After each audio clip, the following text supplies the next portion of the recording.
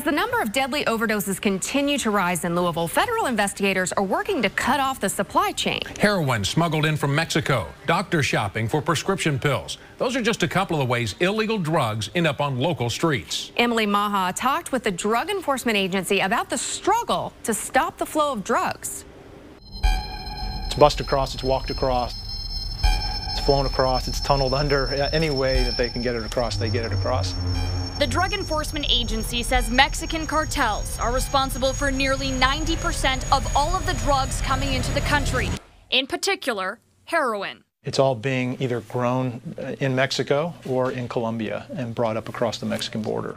Special agent in charge of the DEA's Louisville Bureau, Jim Scott, says once the cartels smuggle the drugs across the border, they distribute it around the country. It'll typically go into small stash houses along the border.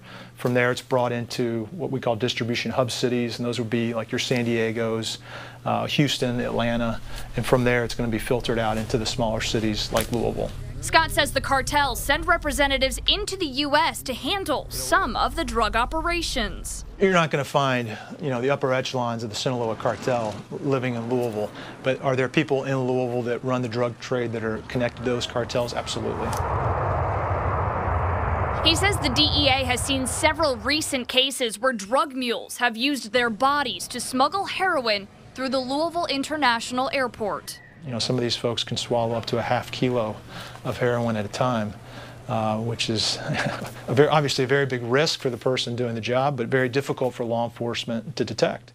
When it comes to prescription pills ending up in the hands of addicts, Scott says the supply chain is a little different. There's really not one or two or three major organizations that are involved in the pills. It's a little bit of everything. He says there are groups of people called marketers who recruit patients to get prescriptions for opiates from a doctor.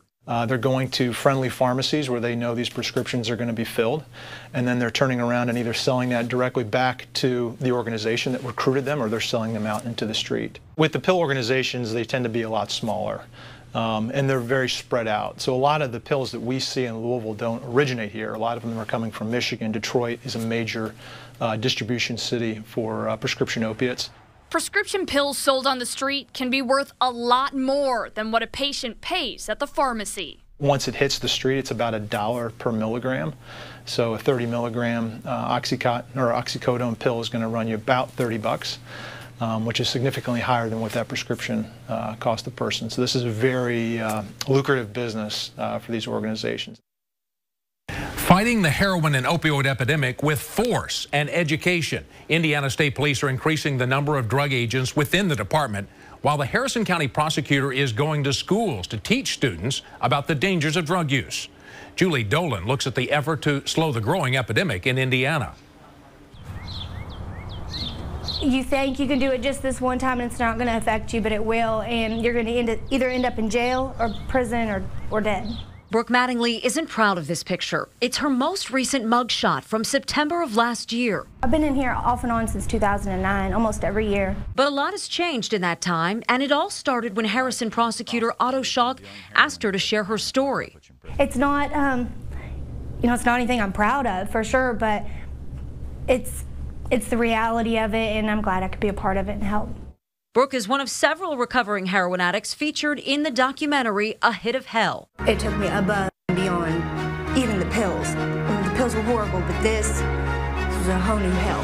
The 45-minute film is honest, and Schalk hopes eye-opening for kids in Harrison County. These people that are dying, hey, they went to the same high school as you. They played on the same football team as you do. They went to your middle school, and so it kind of hits close to home. No topic is off limits, including overdoses. How many times? 4.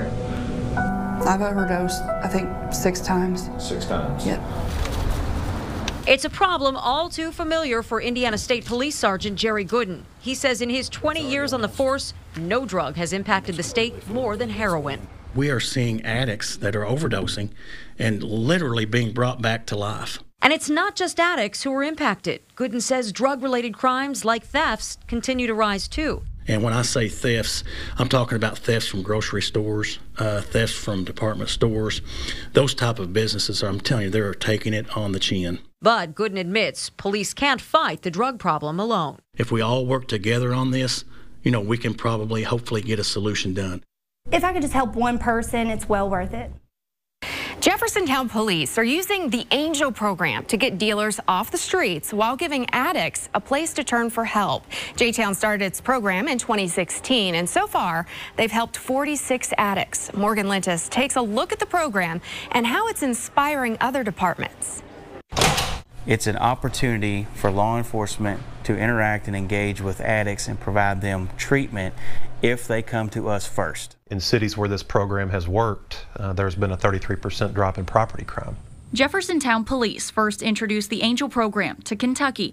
It allows any addict who walks through the department's doors in search of treatment to get the help they need.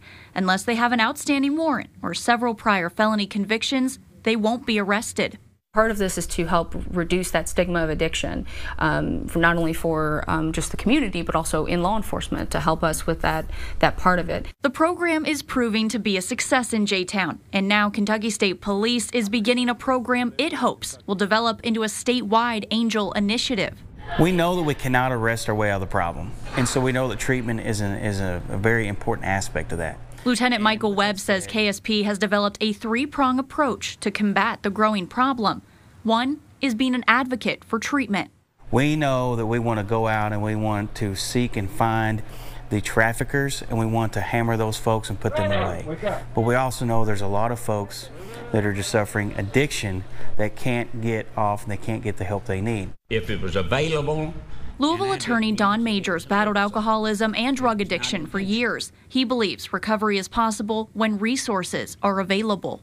When I celebrated a year sober, I was living in an attic with still no phone, no car, unemployed, unemployable, and happier than I'd ever been in my life. The Morton Center is working with J-Town Police to find help for those who need it. They say for every one individual that is struggling with an addiction, there's 8 to 12 individuals who are affected. Addicts receive services such as intense outpatient treatment and group therapy. It was a perfect opportunity for us to collaborate together, allowing for those individuals who are struggling to come into the police station and for us to be able to help them by being able to give them those treatment services that they do need. It's affecting everyone. It affects people that are rich, that are poor, that are white, that are black, that are urban, that are rural. It affects everybody. Because we want to help people with addiction means in no way that we're soft on crime. Drug dealers are still going to go to the penitentiary. Their assets, money, and narcotics will be seized. When we come back, finding help for people battling addiction and preventing teens from getting hooked. Everything happens for a reason, and I'm thankful that it did happen because I have a new lookout on life. How local families are taking matters into their own hands to save the lives of their loved ones.